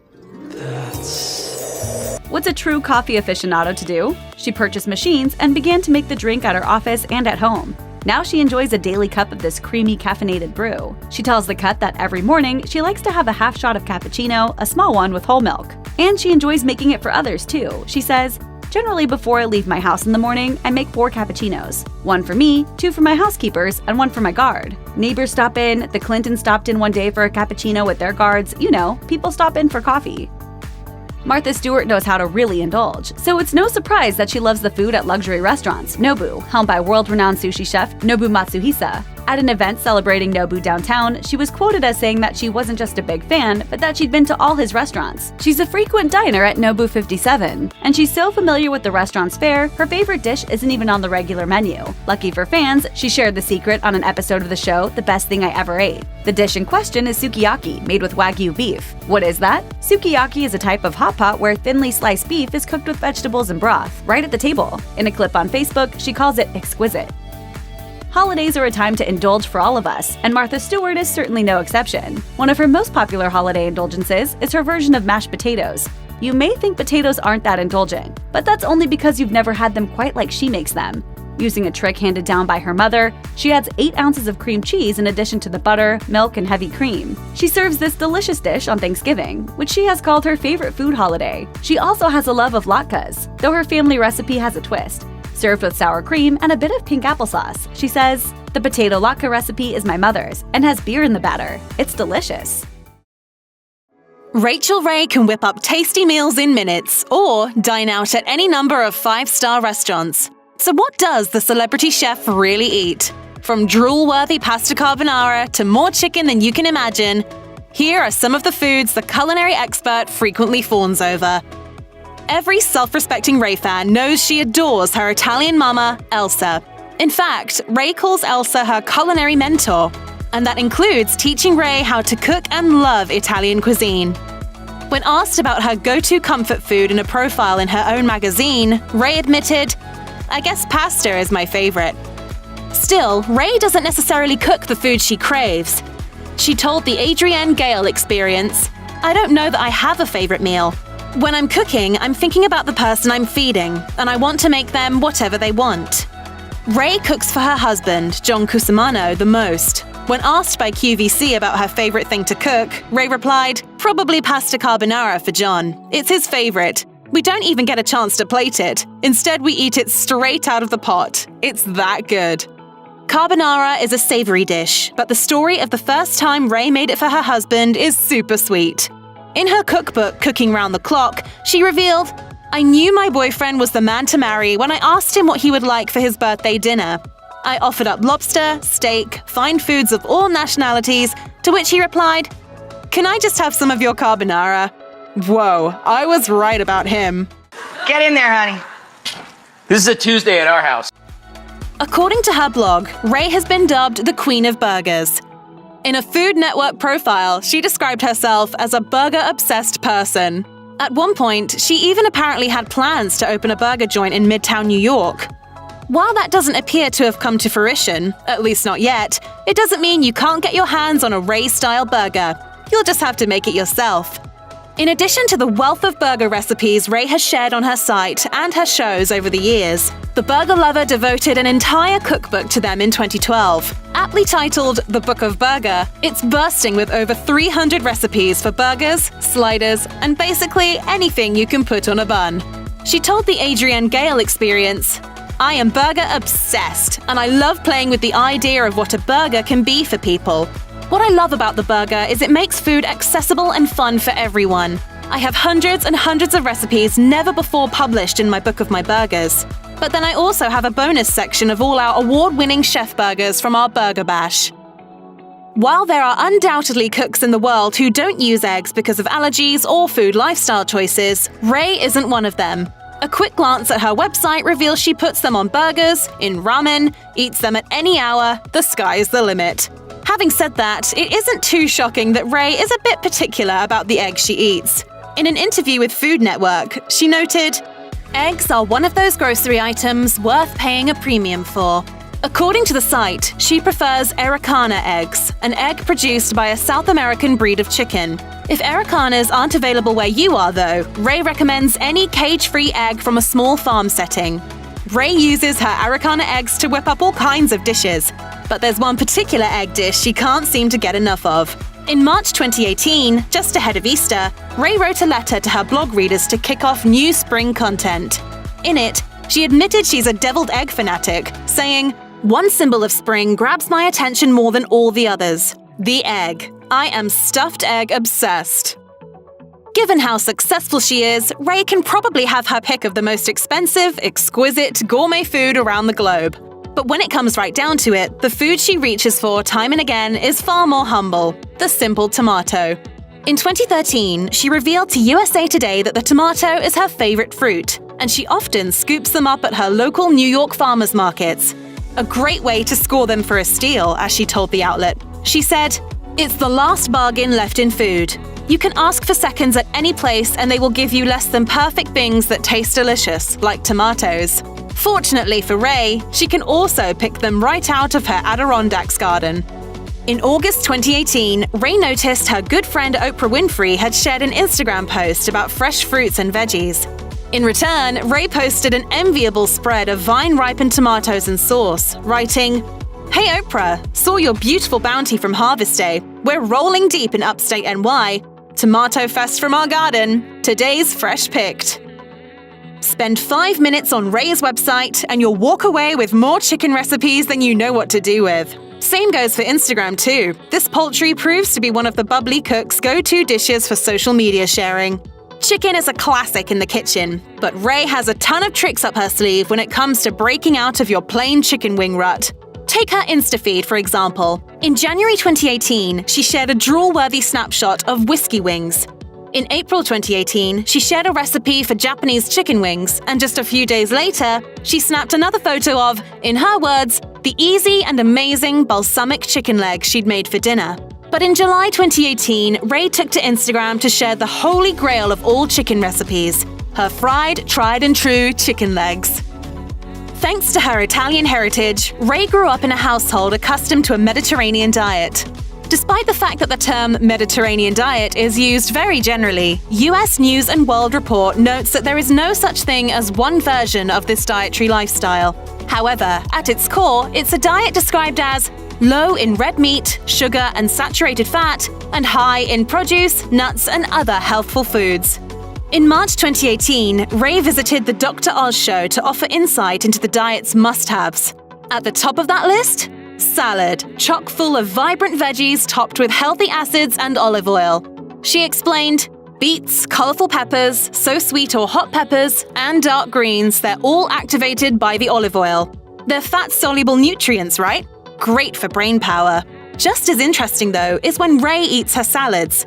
She shared, after the main course. Always after. It's a digestive thing, quite frankly. But you know, we would put them out on the table at the same time, but we all eat our salad after dinner. She knows all this stuff. really Mediterranean. But there's one thing you'll never catch Ray eating in her salad, no matter what time of day. During her Rachael Ray Everyday Like a Boss panel in February 2019, she said, "Oh my god, the chopped lettuce in a sack sucks. Stop it. I'm sorry, sue me, lettuce industry. It smells weird and it costs more." Sardines are truly polarizing. For the most part, people either love them or hate them. Make no mistake though, Ray's Mediterranean diet means she loves sardines. During her 2018 appearance on the Dr. Oz show, she said, "An essential in our diet. Essential is fish, seafood. Sardines, my favorite sandwich in life. Oh, I love sardines. I put them on the grill, I roast them in the oven. Pasta con la sarde is one of my favorites. Stale bread and sardines makes me cry because it makes me think of my grandpa." The previous year, she'd opened up during an episode of her show about how her love for sardines was rooted in her grandfather. A typical day in his company, Ray explained, meant hanging out with his friends and eating sardine sandwiches with lots of onions. That wasn't the first time Ray had alluded to sardine memories with her grandpa either. In 2007, she confessed to People that her lunchbox made her very unpopular in grade school, saying, "I had the lunchbox that cleared the cafeteria. Because I hung out with my grandfather, I started to bring my lunchbox with sardine sandwiches and calamari that I would eat off my fingers like rings." It should come as little surprise to anyone that Ray loves pizza. She openly embraces her Italian roots, and it's no big secret that Italians pretty much wrote the book on pizza. In September 2018, Ray gave a nod to both of these things with a special edition of her magazine, aptly titled How to Live Like an Italian. In one article, Share the Pie was listed as one of the pointers for living like a paisano. A chef from Rosemary's Pizza in New York City explained, "Pizza is an individual thing in Italy. In America, it's more communal. Either way, though, it's not a solitary food." Ray's team advised, "No matter how you slice it, or don't, pizza is a social activity that is best shared with others." And it would seem that Ray has that part down pat. According to the New York Times, she has a wood-burning pizza oven in her kitchen. So if she and her husband choose to dine in, they can whip up a pizza anytime they want. Ray has used the term Sammy so much in her career that there are literally comment threads devoted to whether or not she is to blame for the invention of this cutesy sandwich nickname. In a ranking of Ray's most well-known catchphrases catalogued by HuffPost in 2013, Sammy came in second place. Ray has a section of her website devoted to Sammys. She has used some of her favorite Sammy recipes for a fun, silly, tasty segment called Sammy Smackdown. So you might say Ray lives that good Sammy life, even going so far as to create her own line of soup and Sammy dishes. She has so many recipes, in fact, that she probably couldn't narrow down her favorite Sammy if you asked her for just one. But she probably would recommend, no matter what Sammy you have, serving it with soup. A 2008 post on her website reads, "What's better than a versatile soup and Sammy combo? It makes a great weekend lunch or weekday lunchbox specialty for adults and kids alike." If you consider how much Ray uses wine in her cooking, it sort of qualifies as a food, right? Bottom line, wine is an important part of Ray's daily dietary habits, and her fascination with it started early. Like, really early. During a November 2018 interview with actor, writer, director Alan Alda, Ray revealed a hilarious anecdote about how vino wound up being her first word. She explained, "So my grandpa got sick of chasing the formula bottle because I would literally chuck the bottle across the room out of my crib. So he started taking the bottle and filling it with water and adding a little of his fancy wine. And he would hold up my baba and go, 'Vino, vino, vino, vino.'" Subsequently, there's an old Polaroid in circulation with baby Ray reaching her hand up in the air that reads, "Rachel's first word, vino, vino." Everybody thought I was a good baby, but really I was just bomb. These days, Ray has a deep appreciation for wine. She said in Rachael Ray Every Day in September 2018, "If you want to enjoy your life more, you might try living it more like an Italian. A big laugh, a glass of wine, time to talk and laugh with each other, taking a moment to notice the simple pleasures. These are the keys to quality of life." Believe it or not, Hollywood A-listers do actually eat. In fact, some actresses have eating habits that sit comfortably on the normal end of the spectrum, while others are a bit more eccentric. Time to find out what Hollywood stars really like to eat. As you probably already know, Julia Roberts is one of Hollywood's biggest stars. She won an Academy Award for her performance in the 2000 drama Erin Brockovich, and she's starred in films as wide-ranging as Pretty Woman, Notting Hill, Ocean's 11, and Eat, Pray, Love. In 2017, Roberts told People magazine that she begins her day with a full breakfast, which usually consists of sourdough toast, avocado, eggs, fruit, and coffee. Then she enjoys a light lunch and a dinner that's healthy and high in protein. Think salmon, avocado, and brown rice with a glass of wine on the side. She also admits to a fondness for pasta, wondering aloud, "Why is everybody scared of pasta? Pasta never did anything to you. Don't be mean to pasta." Oh, and Roberts also makes a point to mention, "I love a good cookie." Don't we all? Angelina Jolie might just be the most famous actress on the planet, thanks to her iconic performances in films like Lara Croft Tomb Raider, Girl Interrupted, and Changeling, to name just a few.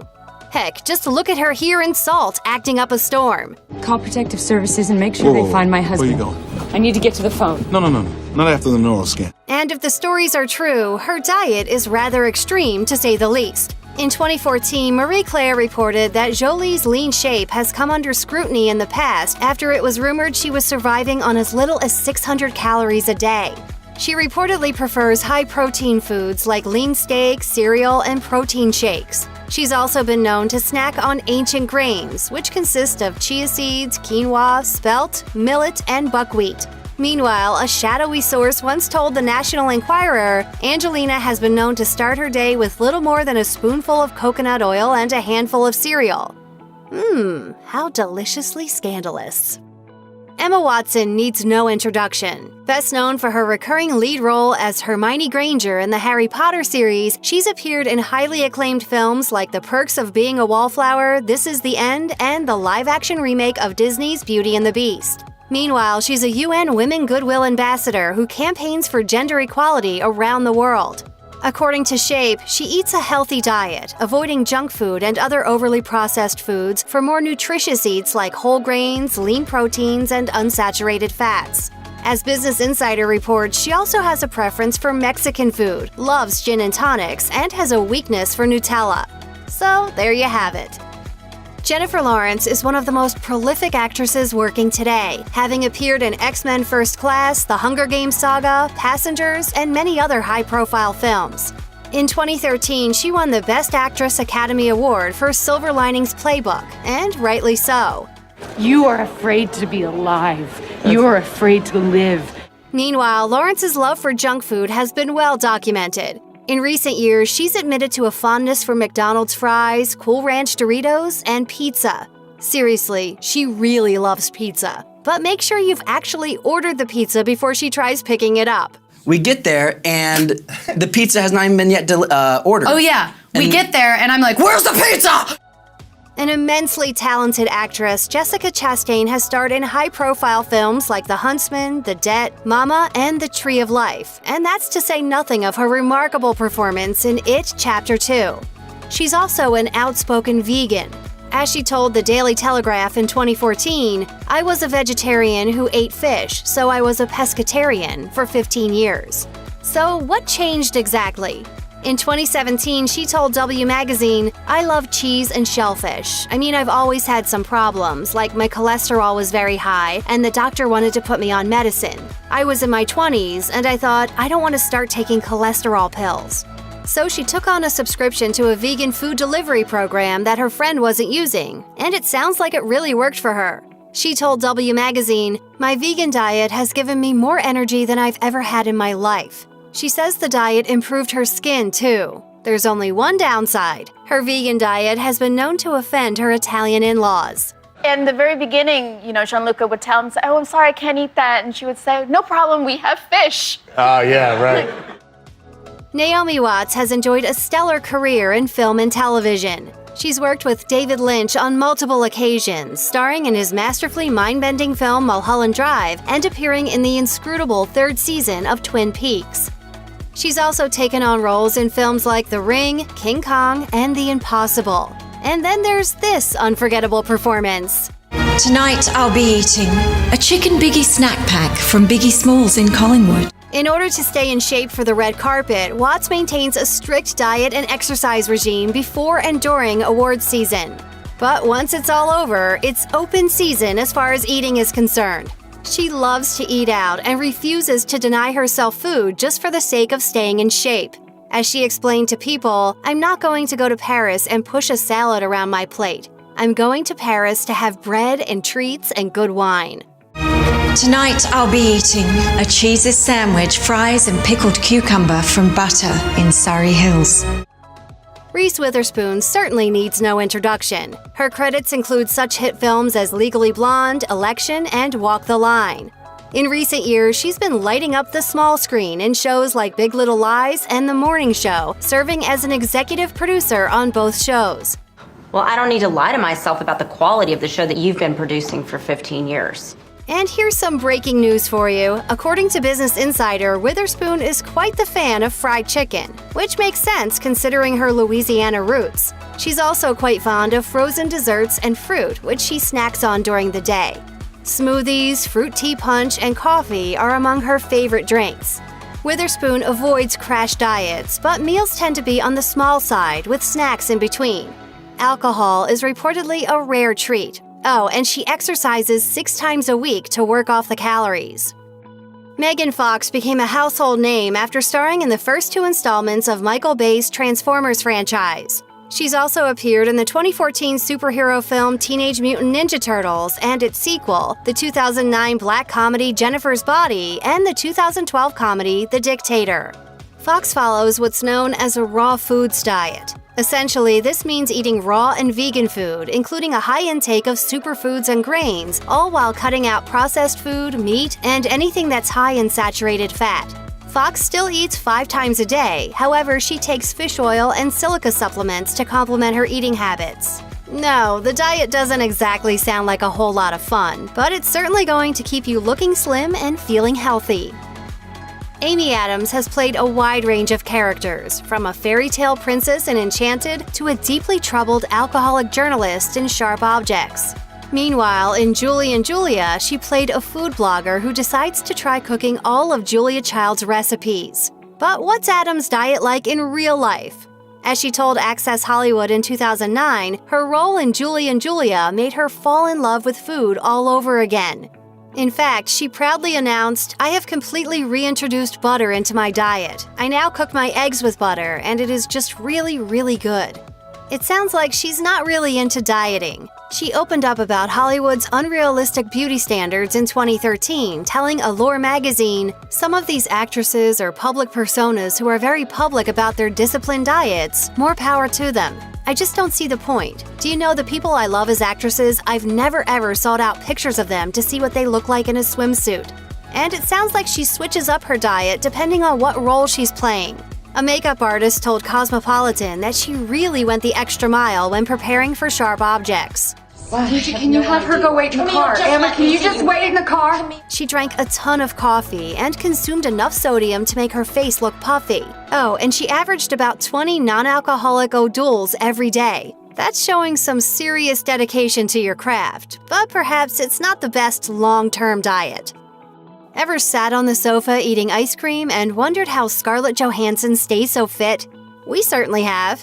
Here's what we know. Her personal trainer Eric Johnson told Harper's Bazaar all about her Black Widow prep. It involved a lot of fasting, usually for 12 hours each day, but sometimes for as long as 15 hours a day. Meanwhile, she was carb cycling, which means what she ate depended largely on that day's training. As Johnson explained, she cycled through days of high carbohydrates and low fat consumption versus low carbohydrates and higher fat while maintaining protein intake. In fact, Eric has a brother named Ryan who also trains Johansson, and both siblings recommend that she eat dark chocolate before each workout. Why? Is it because it's so delicious? Well, according to Business Insider, the brothers say that good quality dark chocolate, ideally at least 70% cacao, has been proven to release endorphins that make us feel good.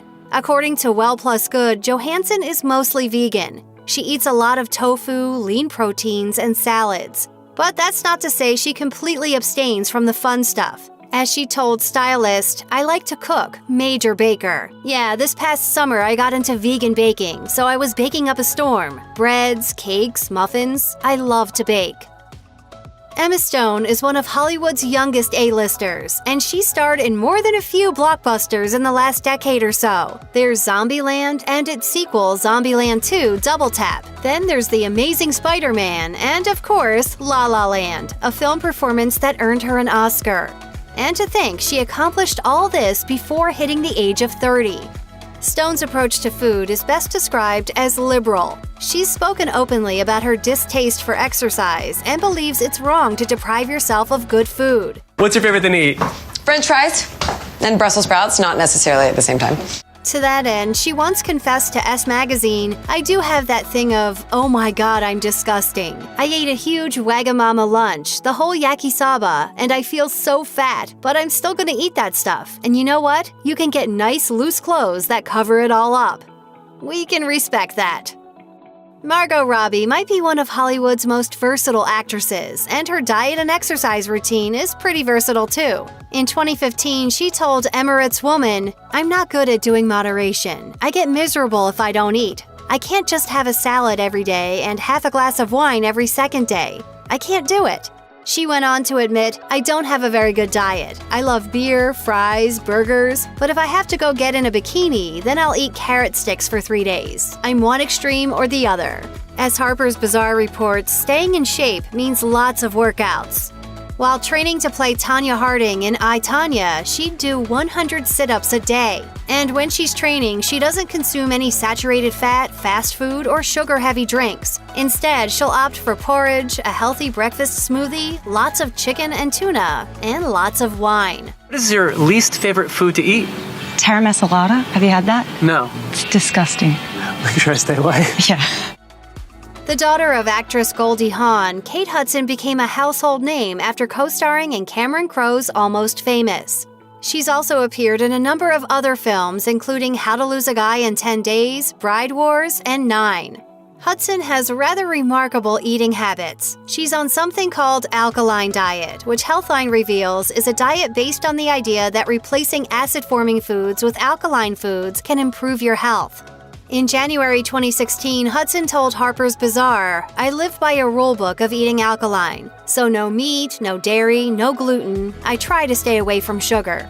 Try being the operative word here. She goes on to admit, "I could be at a movie theater and throw down on some popcorn and milk duds, or at an Italian restaurant and I'll have my pasta. So I try not to make it about dieting. I try just to make alkaline my normal and then have fun." Depending on who you ask, Hillary Rodham Clinton is either the most or second most divisive figure in contemporary U.S. politics. And when she's not stirring up trouble or literally saving the world, again, depending on who you ask, this is what she eats.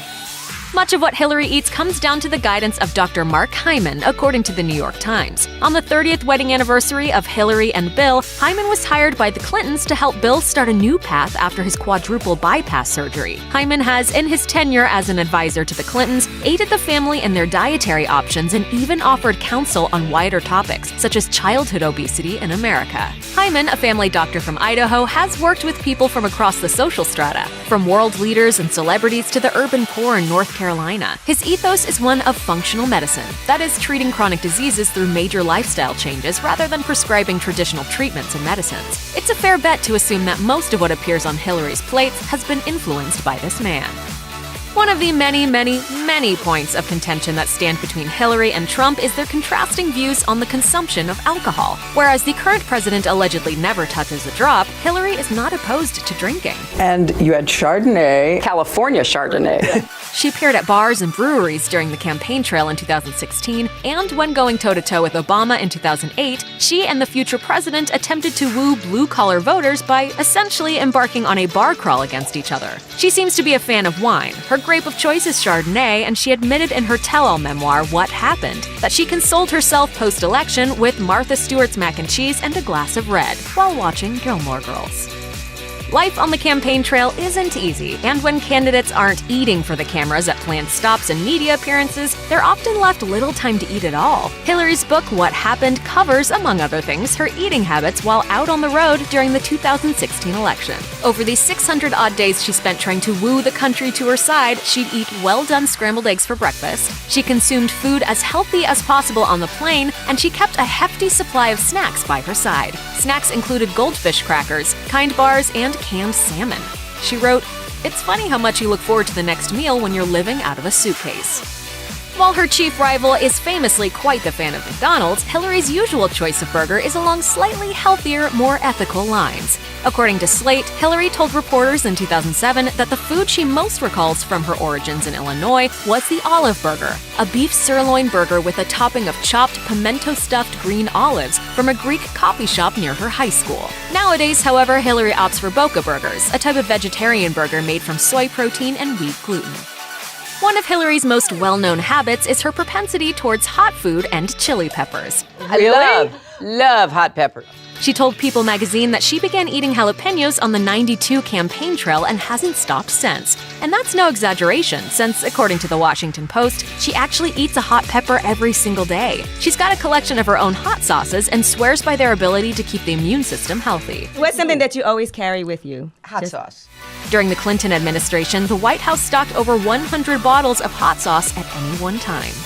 Perhaps as a carryover from her love of all things spicy, it seems that Hillary is also quite the fan of Indian food. For her, it's a form of comfort. She ate a veritable feast of it after her testimony during the 2015 Benghazi probe and ate it frequently on the campaign trail in 2016. The Clinton family has a few connections to India, and according to the Times of India, Bill first learned to love Indian food at a fundraiser in Manhattan's Bombay Palace. It stands to reason that Hillary, who herself has more than a few friends hailing from India's high-flying business scene, began to savor it very shortly afterwards. We'd guess that those curries aren't exactly going to be mild either. Oprah's willingness to discuss her weight and diet goals is just one of the reasons many find her so relatable. So, what does Oprah really eat? And is it as relatable and inspiring as we're guessing it probably is? Let's find out. Oprah Winfrey eats plenty of fruits. She considers them to be good fuel for the body, saying on her website that she is, quote, passionate about breakfast, listing some of the fruits she chooses to start her day with. Her favorites include strawberries, passion fruit, blueberries, raspberries, and bananas. Often served in smoothies or with breakfast staples like pancakes, oatmeal, quinoa, and baked goods. Oprah's high opinion of fruit has a sound basis in science. Fruits and vegetables have been shown to not only be diet-friendly foods, but can also work as preventative medicines. People who eat an average of 8 or more servings of fruit and vegetables each day have a significantly reduced risk of having a heart attack or stroke. Citrus fruits are especially beneficial. Other health benefits of eating a lot of fruit include a reduced risk of heart disease, lower blood pressure, and lower risks of other illnesses, including diabetes and digestive issues. It looks like Oprah is putting plenty of good fuel into her body, which will likely help her live a long, healthy life. Even those who pay no attention to Oprah and her food journey know this little tidbit. It's the one fact that makes her more relatable than anything else. Oprah's love for bread has become infamous thanks to a Weight Watchers commercial in which the talk show host professes her love for it. This is the joy for me. I love bread. I love bread. She told Us Weekly that she has a weakness for bread, particularly what she described as a seeded bread from South Africa, and that she has even been known to bring her own bread to hotels, asking the hotel staff to toast it for her. Now that's bread love. At breakfast, Oprah says that her bread preference is multigrain and double toasted. Bread is often viewed as a high-carb food that should be avoided when you're trying to lose weight, but a little bread won't hurt you. Women's Health pointed out that there are a lot of foods we think of as healthy, like apples and soy milk, that have even more carbs than a slice of bread. So if you love bread like Oprah does, toast away.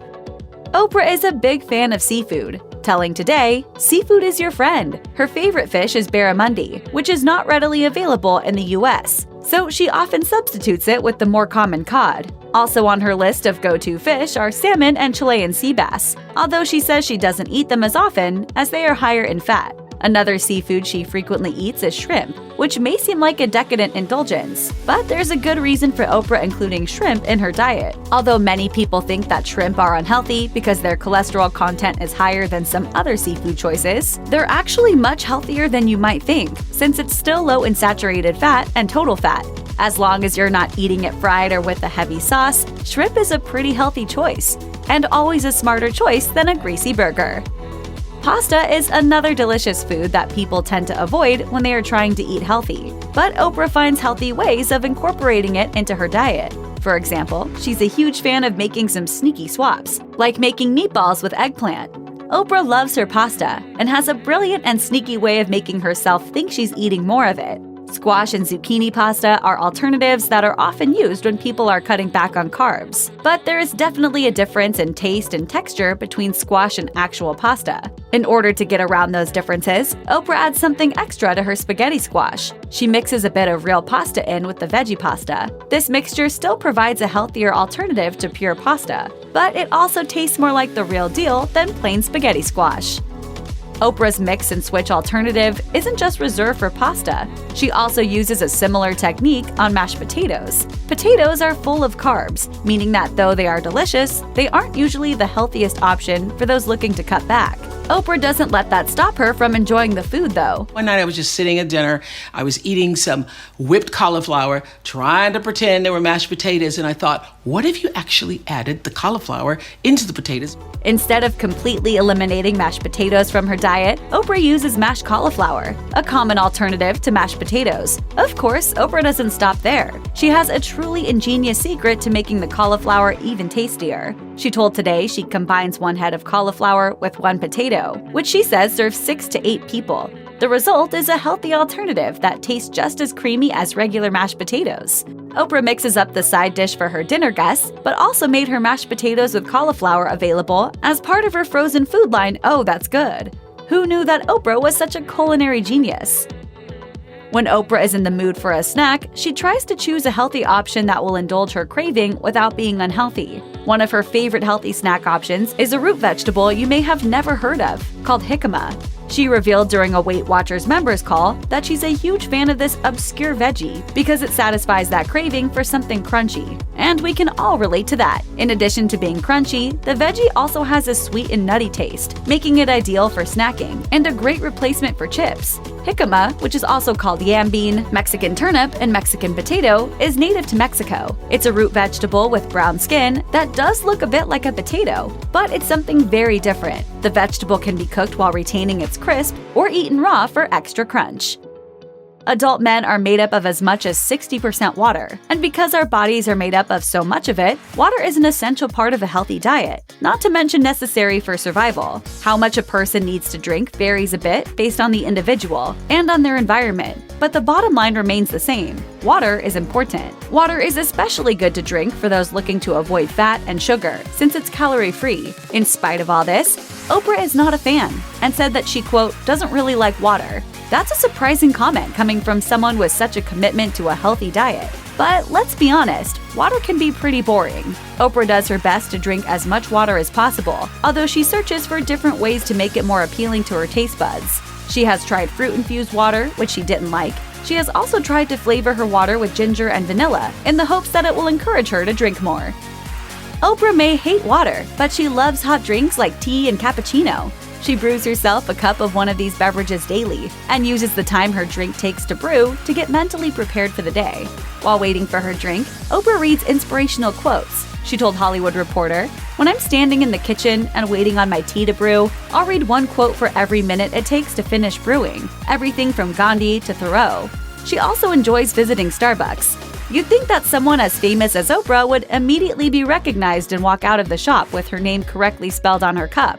But it turns out that this isn't the case. Oprah revealed to E! News that she had to spell her name out on a coffee run, saying, "Oh my God, I just went 2 days ago, and the woman said, 'Name?' and I said, 'Oprah.' And she said, 'How do you spell that?' At least you now know that it's not just your name they managed to get wrong. It happens to even their most famous customers." Oprah also enjoys the occasional adult beverage. There are some good reasons to avoid drinking too much alcohol, aside from not wanting to deal with a nasty hangover the next morning. Alcoholic beverages aren't exactly healthy. They tend to be high in calories, so drinking on a regular basis can wreak havoc on a healthy diet. Alcoholic drinks aren't all bad though, and are okay to indulge in on occasion as part of a balanced diet. Moderate alcohol consumption even has some health benefits.